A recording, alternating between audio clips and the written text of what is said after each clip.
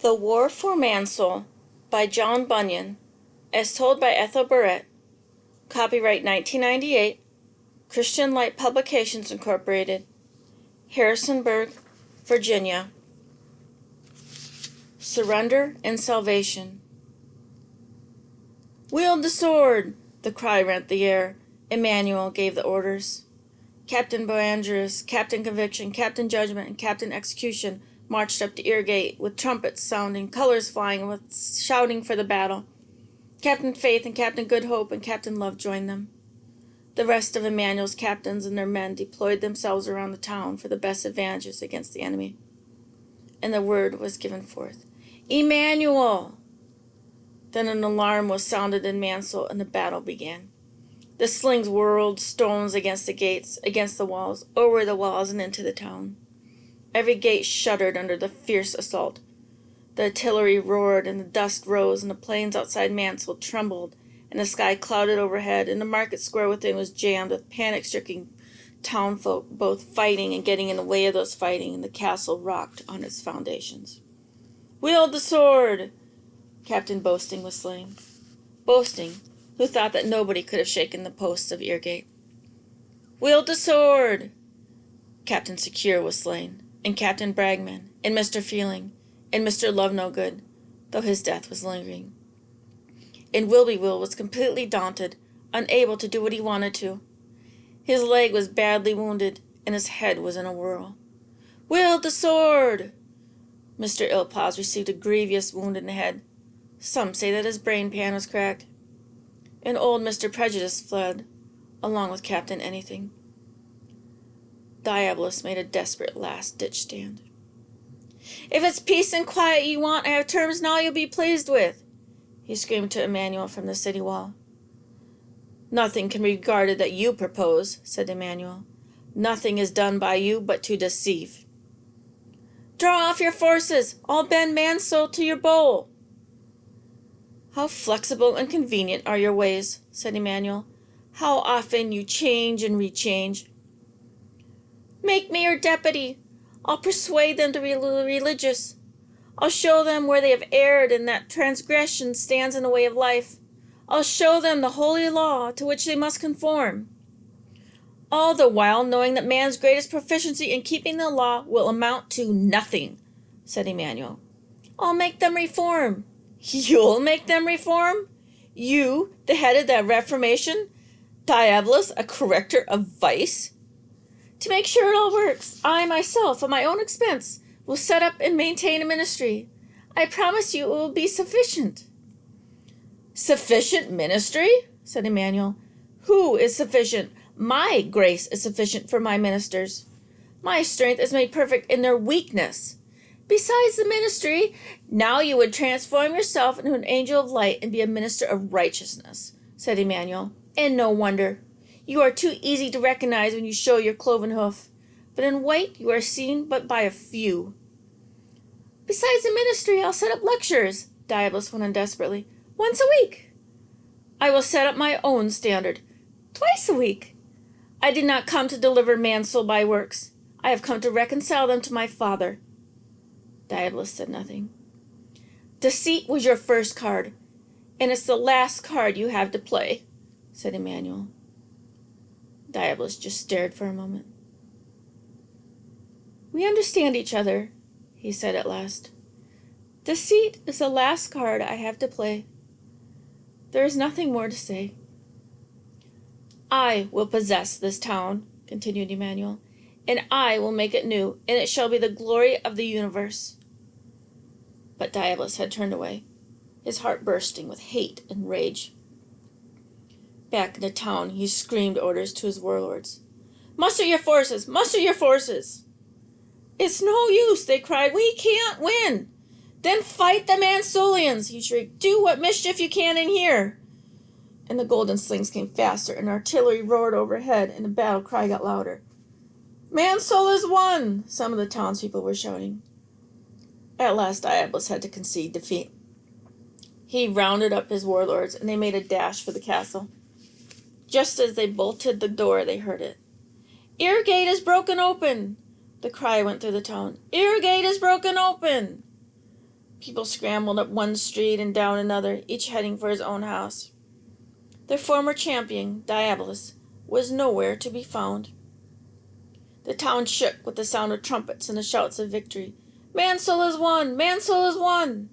It also shook with battering rams and slings and stones, for the work was not all done yet. From Eargate, the street led straight through town and finally came to the house of Mr. Conscience. This was the way Prince Emmanuel chose to go, for Conscience's house was a vantage point from which to besiege the castle. The captains cleared that street by the use of their slings, and Captain Boandrus and Captain Conviction and Captain Judgment marched through the town with flying colors to the town recorder's house. They did look warlike, for they took battering rams with them to plant against the gates. Everyone who saw them was terrified. They marched right up to the gates, knocked, and demanded entrance. Mr. Conscience was also terrified. At first he did not answer. Then whop went the battering ram, and the whole house trembled and tottered. The old gentleman came down to the gates, and with quivering lips he asked, "Who's there?" It was scarcely the voice of a warrior. Mansoul was plainly not in strong hands. "We are the captains of great King Shaddai and Prince Emmanuel. We demand possession of your house for our noble prince." Boandrus punctuated this with another blow from the battering ram, and Mr. Conscience, with trembling hands, opened the gates. All that remained were the mopping up operations. From the house of Mr. Conscience, it was an easy matter to besiege the castle. The great Diabolus was hauled out, shrinking and cringing, taken to the market square, and there, before all the townsfolk, Emmanuel stripped him of his armor. The helmet, the hope of getting by as you are and doing well at last. The breastplate, a hard heart. The shield of unbelief, the sword of an evil tongue, and the attitude of a dumb and prayerless spirit. As these weapons dropped to the ground and the townsfolk saw them for what they really were, and as their Prince Diabolus stood before them, stripped of his glamorous accoutrements, and they saw him as he really was, they could only stare at the ground in dumb misery and shame. Then Emmanuel got into his golden chariot. Diabolus was chained to the rear of it, and a great procession started slowly out of the town. It included Emmanuel and all his captains, except 2. In silence the townsfolk watched them all go. They clambered up on the city walls the better to see them, as a group crossed the plains outside. They watched as Diabolus was turned loose off in the distance. He walked away, and they watched him until he was lost from view over the horizon. The rumor spread through the crowd that he was turned loose to wander through the parched places in the salt land, seeking rest, but finding none. They waited for Emmanuel to come back. There was a great silence. Not one in the crowd dared speak. They just strained their eyes to see. But Emmanuel did not come back. They watched as he retired to the royal pavilion in his camp, and in the midst of his father's forces. At first they could not believe it. They still waited, hoping he would emerge again in the distance. But he did not. He was gone, and gone were all the glorious captains with him. The mighty Captain Faith, the famous Captain Good Hope, the valiant Captain Love, the gallant Captain Guileless, the noble Captain Patience, and 2 of Shaddai's captains too. Who were they? Captain Judgment and Captain Execution. Who was left? When they realized who was left, they fled to their homes, terrified. Of all the captains to have to live with, thundering Boandrus and that horrendous Captain Conviction. No one slept that night. Now their only thought was of their own unworthiness. They saw themselves for the first time, rebellious traitors deserving death. They knew that whatever Emmanuel chose to do with them was only right and just. It was the first honest and realistic thought they had ever had, but it was a hard thought to sleep with. A few days later, the worst possible thing happened. Will and Lord Understanding and Mr. Conscience were taken by Boandrus and locked up in prison. It was the prince's order, and it was a devastating blow to Mansoul. These 3 bunglers were the only guides left, and inept as they were certainly better than nothing. with them out of circulation, and, who could tell, executed? Horrors! It would be but the beginning of the end of the town of Mansoul. It would no longer be a question of whether they would die, but how.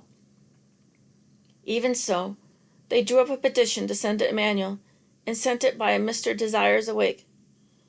They gave him instructions and wished him 1,000 good speeds, and waited in a state of numb despair for him to return. When he did, one look in his face, and they knew the news was not good. A huge crowd followed him to the prison where will and understanding and conscience were being held. "I gave him the petition," he said.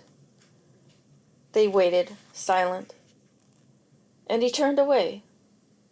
I fancied he might be weeping, but when he turned back to me his face was an enigma. I could not read it. "But what did he say?" they wanted to know, impatient. "He said he would consider it." "And?" "That's all. I was dismissed." "Doesn't look too bad," ventured Understanding. "Betokens evil," moaned Will. "Death!" bellowed Conscience. The conflicting rumors spread like fire, for different townsfolk heard different fragments of the conversation. But the prevailing rumor was death. It was several days before they recovered sufficiently to do some rational thinking. They decided to send another petition. Some were for sending it by Mr. Gooddeed, but in a rare moment of insight, Mr. Conscience perceived that the messenger might cancel out the theme of the petition. "I can hear the prince asking him his name," said Conscience, "and I can hear him answer, 'Old Gooddeed,' and I can hear the prince say, 'Ah, is old Gooddeed yet alive in Mansoul? Then let old Gooddeed save you from your distresses.'" It was sound advice indeed. In the end, Mr. Desires Awake was again elected for the job. Now Mr. Desires Awake was a man of humble background, and not being as smart or as cultured as the others, he had the audacity of the untutored and untrained, the audacity to suggest that his equally humble and untutored neighbor, Mr. Wet Eyes, go with him to see the prince. This flew in the face of all their thinking, for displays of emotionalism were not entirely to their liking. Indeed, some held that it was vulgar to even laugh in public. Weeping was an abomination. All in all, it seemed a highly unlikely twosome for a successful venture. But Mansoul was desperate, so the pair of them went off on their errand, loaded with instructions to not, by word or carriage, give any offense to the prince. They were gone endlessly, it seemed. Every moment dragged, and no one could eat or sleep. The crowds were waiting for them upon their return, but the two would speak to no one but the prisoners. Everyone flocked around the prison and strained to hear. "What did he say?" they wanted to know. He said that Diabolus had rebelled against his father and him in the very beginning, thinking to make himself a king and prince. For that he was banished to the pit. Then he offered himself to us, and we chose him over Shaddai. "We chose a liar and a murderer for our prince," began Desires Awake. Everyone was silent, waiting. "Then he said that his father sent us a powerful army headed by his great captains, and we shut them out and fought for Diabolus against them," Desires Awake went on. "Then he came to us himself, and as we treated his servants, so we treated their lord. We stood up in hostile manner against him. We shut our gates against him. We turned a deaf ear against him, and resisted him as long as we could." There was a moaning now, and some tears. "Then he made a conquest of us. Of all this he reminded us," said Desires Awake. Silence. "Then he said, 'Did you cry to me for mercy so long as you had hopes that you might prevail against me? But now that I have taken the town, you cry.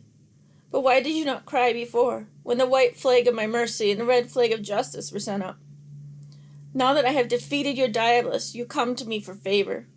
But why did you not help me against him?'" Silence. Utter silence. There was no answer. "Yet he said that he would, even so, consider the petition and answer in a way that would glorify himself," said Desires Awake. Mr. Wet Eyes gave a great sigh. At this point they were all of them struck into their dumps and could not tell what to say. Fear also possessed them in a marvelous manner, and death seemed to sit upon some of their eyebrows. Finally, a man named Mr. Inquisitive elbowed his way to the front of the crowd. "Have you told every whit?" he demanded. "Could there be something you forgot? Think, man, think." Mr. Desires Awake paused for a moment. Then reluctantly, he turned directly to the three prisoners. "It is you who must face the prince and answer his questions," he said. "The prince wants Captain Boanerges and Captain Conviction to bring the three of you to his pavilion tomorrow." "This was the thing I feared!" cried Mr. Conscience. "And Captain Judgment and Captain Execution should take charge of the castle and town until they hear further from him," finished Desires Awake lamely. "We can never face him," wailed Lord Understanding. "By tomorrow, before the sun goes down, we shall be tumbled out of the world," bellowed Will-be-will, limping about his cell. Then with one voice they set up a cry that reached up to the heavens, and they prepared themselves to die.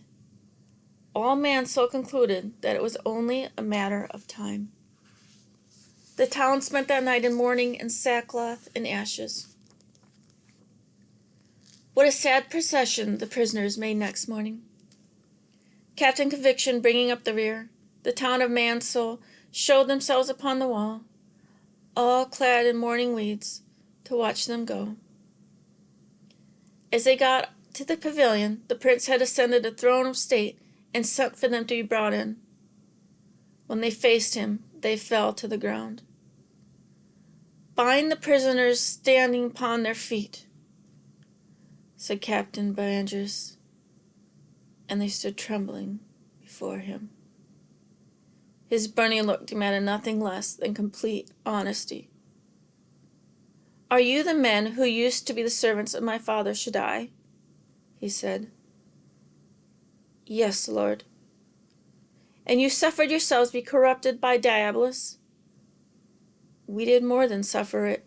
We chose him, Lord, of our own mind." "Would you have been content to continue under his tyranny for as long as you lived?" "Yes, Lord, yes," they answered, "for his ways were pleasing to our flesh, and we were grown alien to a better state." "And you did not want me to get the victory over you?" It was hard to answer. "No, Lord, we did not," they said at last. "What punishment do you think you deserve at my hand?" "Death, Lord." "Have you nothing to say for yourselves?" "Nothing, Lord. You are just. We have sinned." "Here, then, is my judgment," he said. "Because I have shed my blood for your sin, I have authority from my Father to pardon you." They waited, hardly daring to breathe. "And I do pardon you. I pardon you and forgive you completely." Pardon? It was so sudden, it was so glorious, it was so great, it was so big that they were not able to stand up under it. They fell down at his feet and cried out, "Blessed be the glory of the Lord!" Emmanuel put his everlasting arms about them and kissed them and commanded them to rise. Then he stripped them of their mourning clothes and put chains of gold about their necks and bracelets on their arms. And he gave them a parchment, which was a general pardon, and told them to go tell Mansoul what had happened. And they left his pavilion, having received what they never dared hope for. They possessed that which was beyond all their dreams. Emmanuel called Captain Faith and commanded that he and some of his officers should march before these noblemen of Mansoul, with colors flying. And the orders for Faith to deliver to Captain Judgment and Captain Execution? Out, out, out! Yes, they were commanded to withdraw from Mansoul and return to the prince. Mansoul was delivered from the terror of the captains of Shaddai. The dickering, the bargaining, the resisting were over. Mansoul had faced reality at last. Mansoul was saved.